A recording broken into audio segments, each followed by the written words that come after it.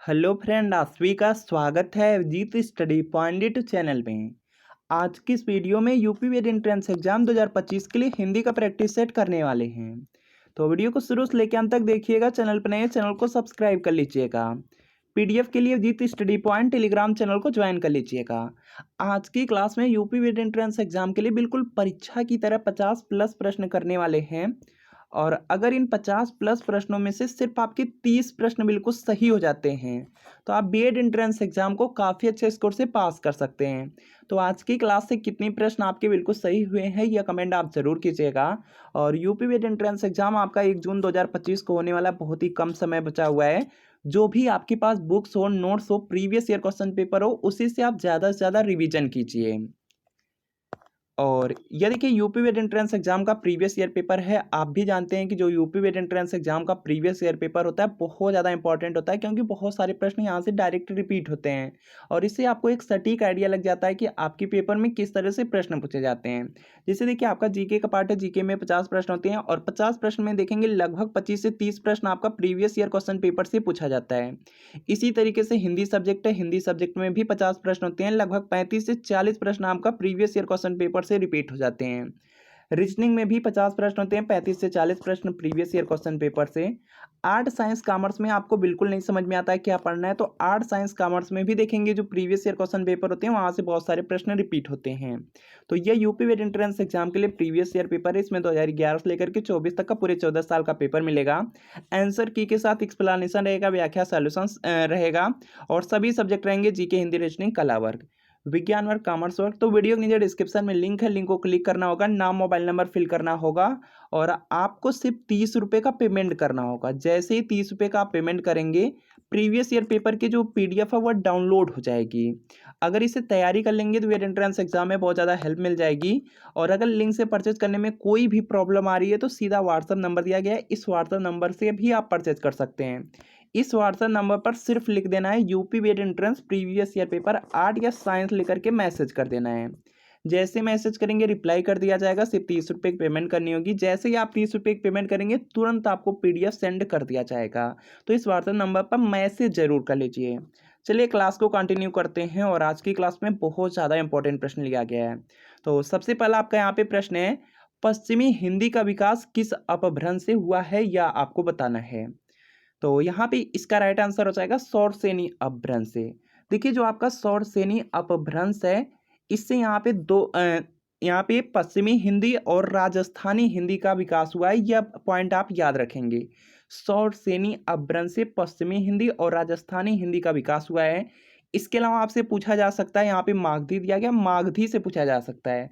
जो मागधी अपभ्रंश है, इससे यहाँ पे बिहारी हिंदी का विकास हुआ है। यह पॉइंट आप लोग याद रखेंगे, इंपॉर्टेंट है आपके एग्जाम के लिए। इसके अलावा बीएड में एक बार प्रश्न पूछा गया था कि जो यहाँ पे सिंधी है, सिंधी का विकास किस अपभ्रंश से हुआ है। तो जो सिंधी है, सिंधी यहाँ पे जो भाषा है, इसका जो विकास है यह हुआ है ब्राचड़ से। यह पॉइंट आप लोग याद रख लेंगे तो इम्पोर्टेंट है। तो आपको पूरा यहाँ पे याद रखना है कि शौरसेनी अपभ्रंश से पश्चिमी हिंदी और राजस्थानी हिंदी का विकास हुआ है और सिंधी का यहाँ पे विकास हुआ है ब्राचड़ से, बिहारी हिंदी का विकास हुआ है यहाँ पे मागधी अपभ्रंश से। चलिए, यहाँ पे अगला प्रश्न आपके सामने है कि देवनागरी लिपि का विकास माना जाता है। तो इसका देखिए आपको सही जवाब बताना है। जो देवनागरी लिपि है, इसका जो विकास है ब्राह्मी से यहाँ पे माना जाता है। तो सी वाला आपका राइट आंसर हो जाएगा। अगला प्रश्न है कि जिस काव्य पंक्ति में प्रयुक्त किसी एक ही शब्द के एक से अधिक अर्थ हों उस पंक्ति में अलंकार होता है। तो वहां पर देखिए क्या होता है, श्लेष अलंकार। श्लेष अलंकार का आप लोग यहाँ पे 9 से 12 तक जब पढ़े होंगे उस समय डिफिनीशन, परिभाषा पढ़े होंगे। तो यही परिभाषा थी। तो यहाँ पे क्या होगा, डी वाला आपका राइट आंसर होगा। अगला प्रश्न है, काली घटा का घमंड घटा उपर्युक्त पंक्ति में कौन सा अलंकार है यह आपको बताना है। तो यहाँ पे इसका राइट आंसर हो जाएगा यमक अलंकार हो जाएगा। यह भी आप लोग पहले ही पढ़ चुके हैं 9 से 12 में। आपको एग्जाम्पल में यमक अलंकार का जब एग्जाम्पल पढ़ते थे, उदाहरण पढ़ते थे तो उस समय मिला होगा। इसके अलावा कनक यहाँ पे जो यमक अलंकार है, इसमें एक बहुत फेमस है कनक कनक ते सौगुनी। तो इसको भी आपको क्या करना है, याद रखना है। एग्जाम में पूछा जा सकता है कि जो कनक कनक ते सौगुनी है, इसमें देखिए कौन सा अलंकार है। तो आप लोग यमक अलंकार को कीजिएगा। इसके अलावा तरनी तनुजा तड़तमाल पूछा जा सकता है। तरुवर बहुछाया, तो इसमें अनुप्रास अलंकार है, इसको भी याद रख लेंगे। निम्नलिखित में से कौन सा शब्द बहुब्रीहि समास का उदाहरण है? तो इसका देखिए आपको यहाँ पे सही जवाब बताना है। तो यहाँ पे इसका राइट आंसर हो जाएगा दशानन हो जाएगा। ऑप्शन नंबर जो बी में दिया गया है, बी वाला आपका राइट आंसर है। अगला प्रश्न है, जल्दी से प्रयास करेंगे कि जब किसी पद की व्याख्या करनी हो या उसके संबंध में विस्तार से कुछ कहना हो तो इनमें किस विराम चिन्ह का उपयोग किया जाएगा, यह आपको बताना है। तो यहाँ पर देखें, कोई भी पद है अगर उसमें व्याख्या करना हो या उसके बारे में बहुत ज़्यादा कुछ आपको बताना हो तो इसके लिए यहाँ पे जो चिन्ह लगता है वह देखेंगे, यह चिन्ह होता है। तो यहाँ पे क्या होगा, डी वाला आपका बिल्कुल राइट आंसर हो जाएगा। अगला प्रश्न आपके सामने है कि अयादि संधि का उदाहरण है। तो इसका देखिए आपको यहाँ पे सही जवाब बताना है। अयादि संधि दिया गया, अयादि संधि का इसमें उदाहरण है आपका यहाँ पे जो नौधन इक दिया गया, इससे नाविक शब्द बनता है और यह देखेंगे आपका यहाँ पे नाविक शब्द बनता है और यह अयादि संधि का उदाहरण है। तो यहाँ पे डी वाला आपका राइट आंसर होगा। अगला प्रश्न है कि कार्यालय आदेश में अधिकारी का हस्ताक्षर किस स्थान पर आएगा? देखिए, कार्यालय आदेश दिया गया, जो कार्यालय आदेश होते हैं उसमें जो अधिकारी के हस्ताक्षर होते हैं कहाँ पर होते हैं? तो यहाँ पे इसका राइट आंसर हो जाएगा नीचे, नीचे साइड देखेंगे दाहिनी ओर, नीचे देखेंगे दाहिनी ओर होते हैं। तो यहाँ पे ए वाला आपका राइट आंसर हो जाएगा। अगला प्रश्न आपके सामने है, जल्दी से प्रयास कीजिएगा। उससे अच्छे तो आप हैं, इसमें कौन सा कारक है? तो इसका देखिए आपको यहाँ पे सही जवाब बताना है। ध्यान से देखेंगे, उससे अच्छे तो आप हैं, इसका मतलब है यहाँ पे तुलना किया गया, जहाँ भी तुलना किया जाता है तो वहाँ पे अलग होने का भाव प्रकट होता है और वहाँ पे अपादान कारक होता है। तो यहाँ पे बी वाला आपका राइट आंसर हो जाएगा। अगला प्रश्न है कि राम ने खाना खाया होगा, इसमें खाया होगा में कौन सी क्रिया है? तो इसका देखिए आपको सही जवाब बताना है। खाया होगा इसका मतलब है कि आपको नहीं पता है कि उसने क्या किया होगा, तो क्या क्या है, संदिग्ध भूत के अंतर्गत आ जाता है। तो यहाँ पे क्या होगा, बी वाला आपका राइट आंसर होगा। अगला प्रश्न है कि निम्नलिखित वाक्य में से कौन सा संदिग्ध भूतकाल का उदाहरण है, यह आपको बताना है। तो ध्यान से आप लोग देखेंगे तो यहाँ पे क्या होगा कि मैंने वही सामान रखा होगा, यह क्या है, संदिग्ध भूतकाल का उदाहरण है। तो सी वाला राइट आंसर होगा। सूरज पढ़ा लिखा और अधिकारी बना, इसका सरल वाक्य क्या होगा, यह आपको बताना है।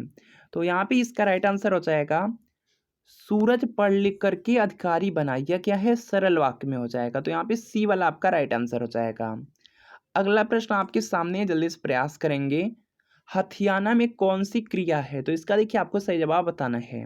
तो यह देखेंगे आपकी नाम धातु क्रिया है, तो यहाँ पे डी वाला राइट आंसर होगा।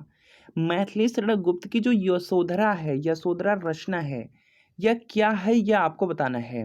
तो यहाँ पे इसका जो राइट आंसर है, यह देखिए हो जाएगा चंपू काव्य है, तो बी वाला राइट आंसर है। समूहार्थक शब्द को चिन्हित कीजिए, तो इसका देखिए आपको यहाँ पे सही जवाब बताना है। तो यहाँ पे देखेंगे इसका राइट आंसर का अस्तबक हो जाएगा, ए वाला आपका राइट आंसर होगा। अगला प्रश्न आपके सामने है कि विलोम की दृष्टि से एक युग्म अशुद्ध, अशुद्ध का मतलब है गलत, गलत वाला आपको बताना है। तो यहाँ पर देखेंगे आयात का, देखिए यहाँ पे जो विलोम शब्द होता है निर्यात होता है, प्रत्यक्ष का यहाँ पे परोक्ष होता है, दृश्य का अदृश्य होता है, आमिष का यहाँ पे सामिष नहीं होगा, निरामिष होगा। तो यहाँ पे क्या होगा, डी वाला आपका राइट आंसर हो जाएगा। अगला प्रश्न आपके सामने है कि किस विकल्प में सभी शब्द परस्पर पर्यायवाची हैं? तो इसका देखिए आपको सही जवाब बताना है। तो यहाँ पे देखेंगे एक दूसरे के पर्यायवाची शब्द है, तो यहाँ पे देखेंगे पार्वती का रुद्राणी भी होता है और पार्वती को भवानी भी कहा जाता है। तो यहाँ पे ये वाला आपका राइट आंसर हो जाएगा। अगला प्रश्न आपके सामने है, जल्दी से प्रयास करेंगे और राइट आंसर बताएंगे। जब वाक्य क्रिया के लिंग वचन और पुरुष कर्ता अथवा कर्म के लिंग वचन और पुरुष के अनुसार न होकर के एक वचन पुल्लिंग तथा अन्य पुरुष हो, तब वाक्य में कौन सा वाच्य होता है? तो यहाँ पे इसका राइट आंसर हो जाएगा भाववाच्य हो जाएगा। तो यहाँ पे सी वाला राइट आंसर होगा। अगला प्रश्न है, निम्न शब्द युग्म के विकल्पों में सही अर्थभेद का चयन कीजिए। तो इसका देखिए सही जवाब करना है। दिया गया है यहाँ पे टूक दिया गया है और टूक दिया गया है, तो यहाँ पे आंसर करना है। और यहाँ पे जो टुक दिया गया, टुक का यहाँ पे मतलब हो जाएगा कि यहाँ पे थोड़ा, और जो टूक दिया गया इसका मतलब होगा टुकड़ा। तो यहाँ पे ए वाला आपका राइट आंसर हो जाएगा। अगला प्रश्न आपके सामने, जल्दी से प्रयास करेंगे आप लोग। प्रत्यय होता है, तो यहाँ पर देखेंगे क्या हो जाएगा आपका,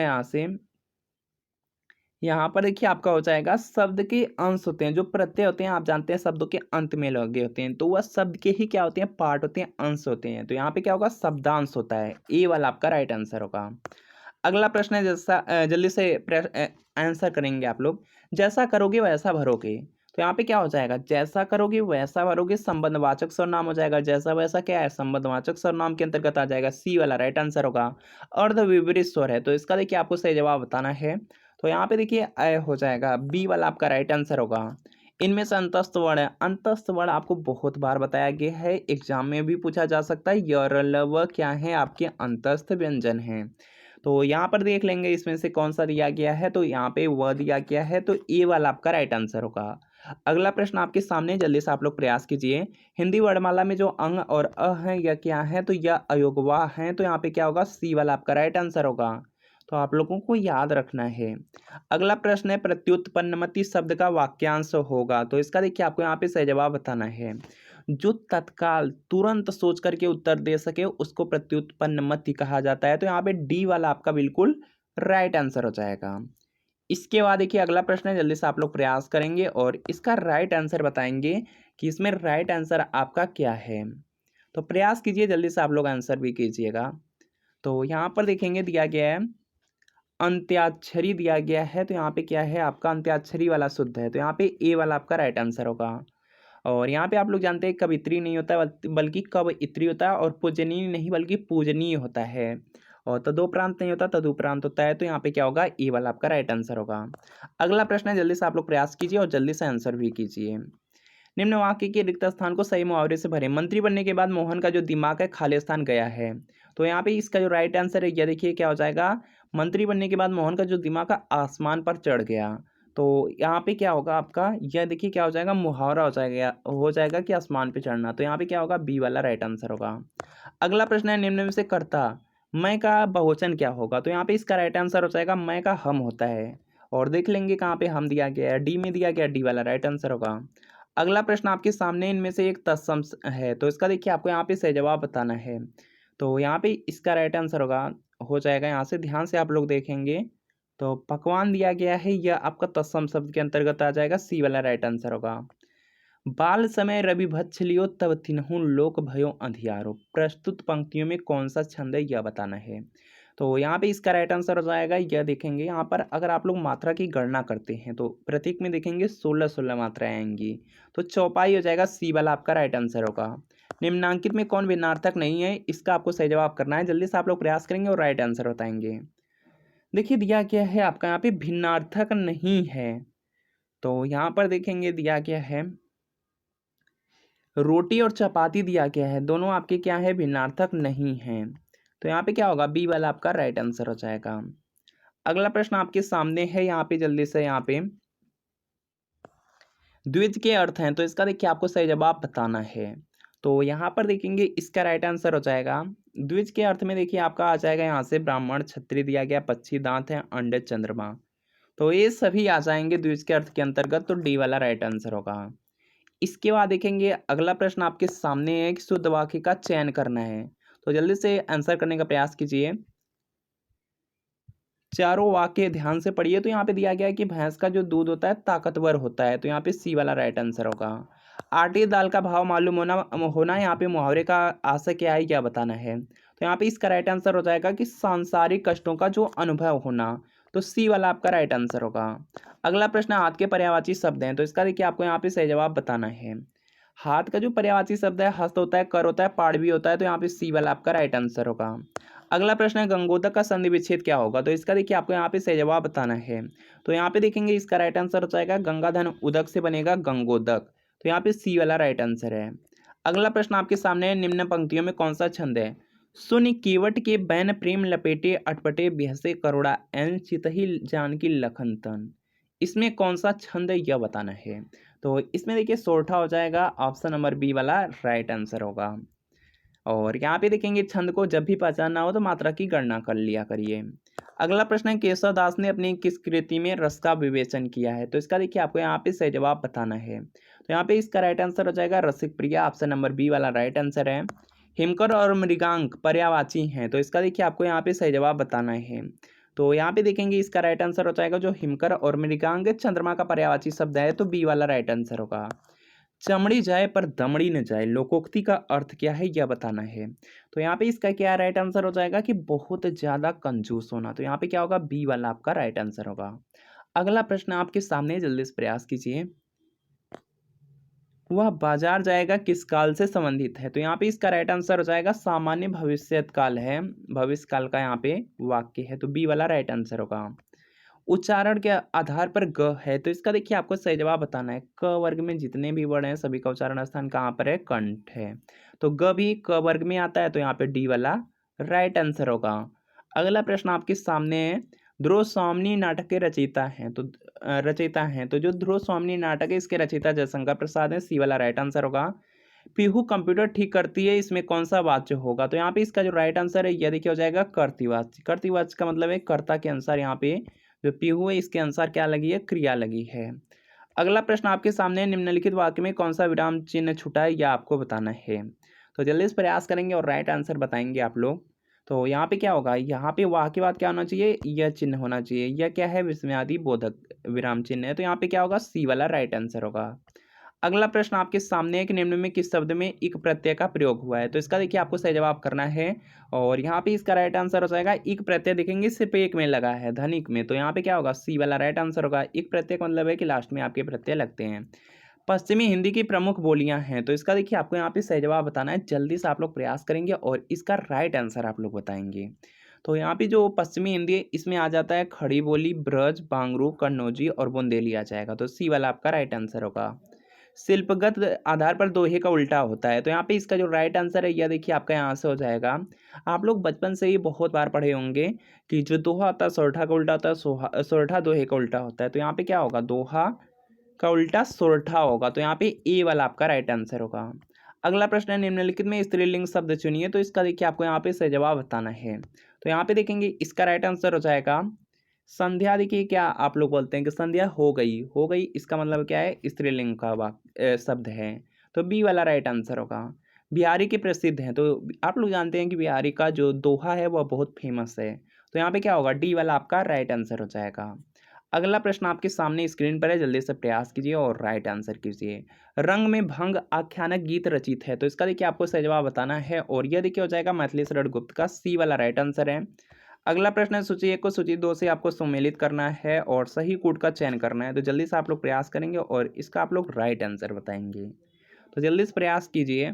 तो देखेंगे यहाँ पे दिया गया इत्यादि, इत्यादि इति धन आदि से बनता है, और इसमें भी जब भी देखेंगे आधा वर्ड आ जाए तो वहाँ पे लगभग आपका यड़ संधि ही होती है, तो यहाँ पे पहले वाले में क्या हो जाएगा? 4 हो जाएगा। इसके बाद देखेंगे यहाँ पे दिया गया है सूर्योदय, दिया गया है सूर्योदय में आपका हो जाएगा गुण संधि। इसमें देखेंगे एक मात्रा लगी हुई है तो गुण संधि होगा, तो यहाँ पे 3 हो जाएगा। इसके बाद हिमालय में आप लोग जानते ही हैं, हिमधन आलय से हिमालय बनता है, और इसमें हिम में अ और आ से बना हुआ है, तो यहाँ पे दीर्घ स्वर संधि होगी, तो यहाँ पे 2 हो जाएगा। इसके बाद एक आपका बच रहा है पवन, तो पवन में क्या हो जाएगा? अयादि हो जाएगा, तो यहाँ पे 1 कर लीजिएगा। 4 3 2 1 चेक कर लीजिएगा, जहाँ पे भी मिलेगा वही आपका राइट आंसर होगा। ए में है, ए वाला राइट आंसर है। अगला प्रश्न है, हरिश्चंद्र शब्द में संधि होगी, तो इसका देखिए आपको सही जवाब बताना है। तो यहाँ पे इसका राइट आंसर हो जाएगा हरिश्चंद्र में आपका हो जाएगा यहाँ से विसर्ग संधि, सी वाला राइट आंसर होगा। अगला प्रश्न है, जब नौकरानी घर में नहीं थी तब चोरी हो गई, वाक्य है, तो इसका देखिए आपको सही जवाब बताना है। यहाँ पे इसका राइट आंसर होगा मिश्र वाक्य हो जाएगा, ए वाला राइट आंसर है। इसके बाद अगला प्रश्न है, पहाड़ी इलाके में इनमें से कौन सी भाषा बोली जाती है? जो देखेंगे पहाड़ी इलाके होते हैं वहाँ पर देखेंगे गढ़वाली और कुमाऊनी बोली जाती है, तो यहाँ पे बी वाला आपका राइट आंसर होगा। तो फ्रेंड आपको बताना है कि आज की क्लास से कितने प्रश्न आपके बिल्कुल सही हुए हैं, क्या कमेंट आप जरूर कीजिएगा। अगर यूपी वेट एंट्रेंस एग्जाम की तैयारी करें, बहुत कम समय आपके पास बचा हुआ, अच्छी तरीके से रिवीजन करना चाहते हैं, बीएड एंट्रेंस एग्जाम को पास करके सरकारी कॉलेज लेना चाहते हैं, अच्छी रैंक लाना चाहते हैं, या अपने जिले के सरकारी कॉलेज से बीएड करना चाहते हैं, तो जो प्रीवियस ईयर पेपर 12 से 14 साल का इसको जरूर लेकर के पढ़ लीजिए। बहुत सारे प्रश्न रिपीट होंगे, एक आइडिया लगेगा कि एग्जाम में किस तरह से प्रश्न आ रहे हैं। तो ये यूपी वेट एंट्रेंस एग्जाम के लिए प्रीवियस ईयर पेपर है, 2011 से लेकर के 24 तक का पूरे 14 साल का पेपर, आंसर की के साथ एक्सप्लेनेशन सॉल्यूशन सब मिलेगा, और सभी सब्जेक्ट मिलेंगे, जीके, हिंदी, रीजनिंग, कला वर्ग, विज्ञान वर्ग और कॉमर्स। तो वीडियो के नीचे डिस्क्रिप्शन में लिंक है, लिंक को क्लिक कीजिए, नाम मोबाइल नंबर फिल करके सिर्फ 30 रुपये का पेमेंट करना है। जैसे 30 रुपये का पेमेंट करेंगे, जो प्रीवियस ईयर पेपर के PDF डाउनलोड हो जाएगी। अगर इसे तैयारी कर लेंगे तो वेट एंट्रेंस एग्जाम में बहुत ज़्यादा हेल्प मिलने वाली है। और अगर लिंक से परचेज करने में कोई भी प्रॉब्लम आ रही है तो व्हाट्सअप नंबर दिया गया है, इस व्हाट्सअप नंबर पर सिर्फ लिख देना है यूपी वेद एंट्रेंस प्रीवियस ईयर पेपर 8 या साइंस लेकर के मैसेज कर दीजिएगा। जैसे मैसेज करेंगे रिप्लाई किया जाएगा, 30 रुपये पेमेंट करनी है। जैसे पेमेंट करेंगे आपको प्रीवियस ईयर पेपर के जो PDF सेंड कर दिया जाएंगे। तो इस व्हाट्सअप नंबर पर मैसेज जरूर कर लीजिए। तो मिलते हैं फ्रेंड नेक्स्ट वीडियो में।